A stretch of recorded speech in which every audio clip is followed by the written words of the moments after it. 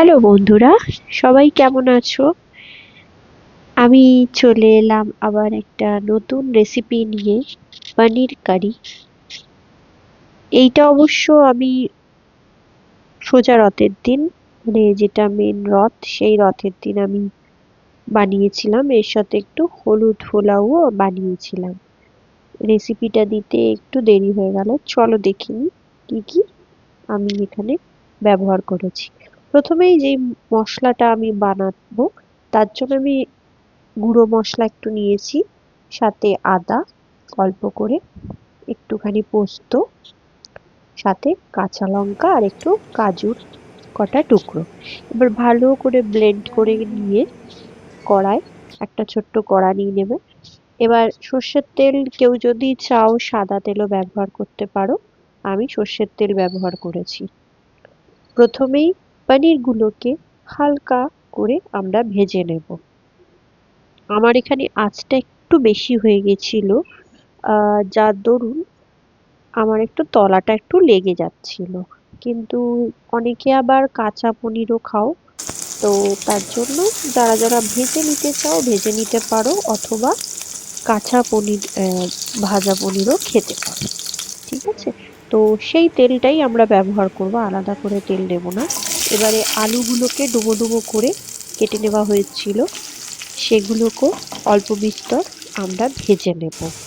ভেজে নিয়ে খুব সুন্দর করে একটা ব্রাউনিশ শেড আসবে, তখনই আমরা আলুটাকে তুলে নেব।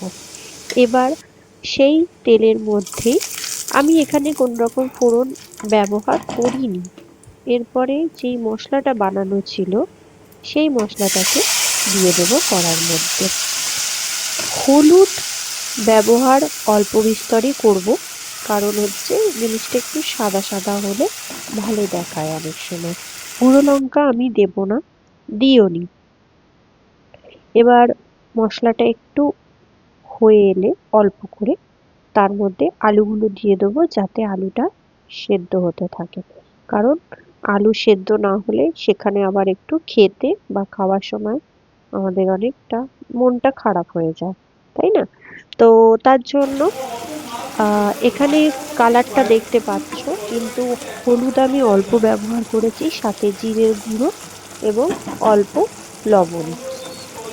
তো লবণটা যে যার স্বাদ অনুসারে দেবে। এবার হচ্ছে এর মধ্যে যখনই কালারটা একটু রেডিশ টাইপের আসবে, এবারে এর মধ্যে আমরা পনিরগুলোকে অ্যাড করে দেব। পনিরগুলোকে অ্যাড করার পর খুব হালকা হাতে নাড়তে হবে, যাতে পনিরটা ভেঙে না যায়। তো তার জন্য হালকা করে এদিক ওদিক একটুখানি নাড়াচাড়া করে, যতক্ষণ না তেলটা একটু ছাড়ছে, তারপরে অল্প করে আমরা চিনি ব্যবহার করব, যাতে স্বাদটা ব্যালেন্স থাকে। আর পনিরটা অবশ্যই একটু মিষ্টি মিষ্টি ভালোই লাগে। এবারে যে কালো কালো এটা দেখছো, আমি দেখাতে ভুলে গেছি, এর মধ্যে একটুখানি কস্তুরি মেথি এবং জলটা অ্যাড করে দিয়েছিলাম। তো জল যার যেরকম ইচ্ছা, কেউ যদি শুকনো খেতে চাও সেরকমও রাখতে পারো, আর যদি ঝোল খেতে চাও ঝোলের মতো রাখতে পারো, কোনো অসুবিধা নেই। এবার আমার রেসিপিটা পুরোপুরি রেডি।